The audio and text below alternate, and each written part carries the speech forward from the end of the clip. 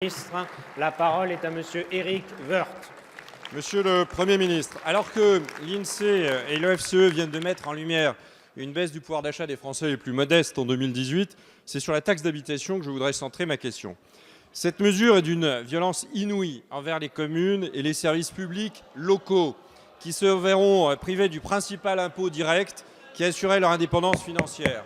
Cette mesure est tout aussi violente pour les 20% des foyers français restants qui continueront à la payer. Selon vous, il fallait à tout prix supprimer la taxe d'habitation car elle serait injuste. Mais l'impôt sur le revenu, il est injuste car 50% des Français ne le payent pas. L'impôt sur les sociétés est injuste car il concernerait plus les petites entreprises que les grandes. La TVA, elle est injuste car elle touche tout le monde.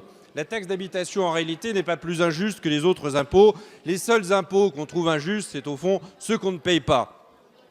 Vous voulez étendre la mesure à tous les foyers. C'est donc un financement supplémentaire de 8 milliards, sans l'ombre du début d'un financement. Une somme considérable, c'est presque autant que le budget du ministère de la Justice. Cet automne, les députés républicains n'ont cessé de vous interroger sur cette question cruciale. Qui va payer la facture? Allez-vous augmenter un impôt national? Allez-vous augmenter la dette et les déficits? Sur un sujet aussi important, le gouvernement entretient le flou.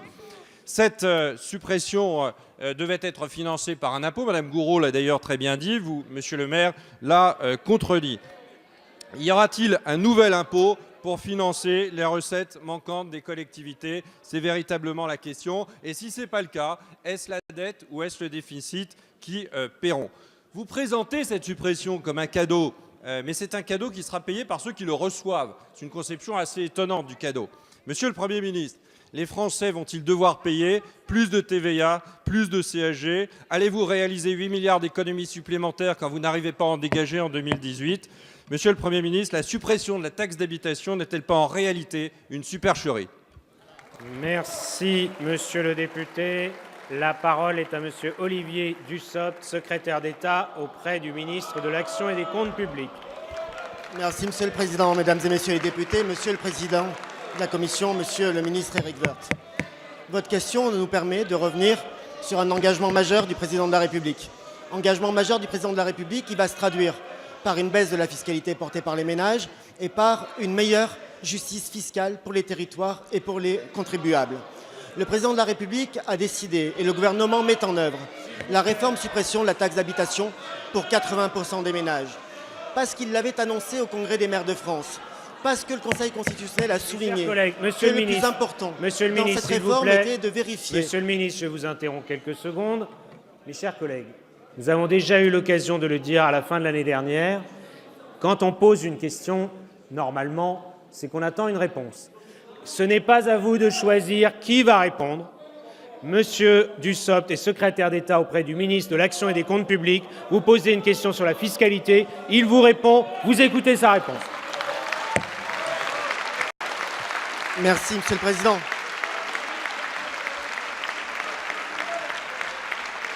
Poursuivez, monsieur le ministre. Merci, monsieur le président. Je disais au ministre Woerth que le président de la République a initié la réforme suppression de la taxe d'habitation pour 80% des ménages, de la même manière qu'il l'a annoncé au Salon des maires de France. Et d'ailleurs, cela a été souligné dans la décision du Conseil constitutionnel qui valide la réforme suppression de la taxe d'habitation. Il sera extrêmement important en 2020 de veiller à la manière dont seront fiscalement traités, appréhender les 20% de contribuables encore assujettis. La question la plus importante qui se cache derrière la vote, monsieur le président Woerth, c'est de dire ce que nous voulons comme modèle de financement des collectivités. Il s'agit de repenser le modèle de financement des collectivités. Vous le savez mieux que personne, lorsque les variables d'ajustement, lorsque les fonds de péréquation deviennent plus importants que les dotations principales, cela signifie que le modèle de financement des collectivités est à bout de souffle. Lorsque nous sommes face à un impôt pour lequel 12 700 000 ménages font déjà l'objet d'une exonération, nous sommes face à un impôt injuste et vous savez mieux que personne que l'absence de révision des valeurs locatives a renforcé ces injustices. Lorsque nous sommes face à un impôt qui entretient encore les inégalités entre les territoires, il faut retravailler la réforme du financement des collectivités locales.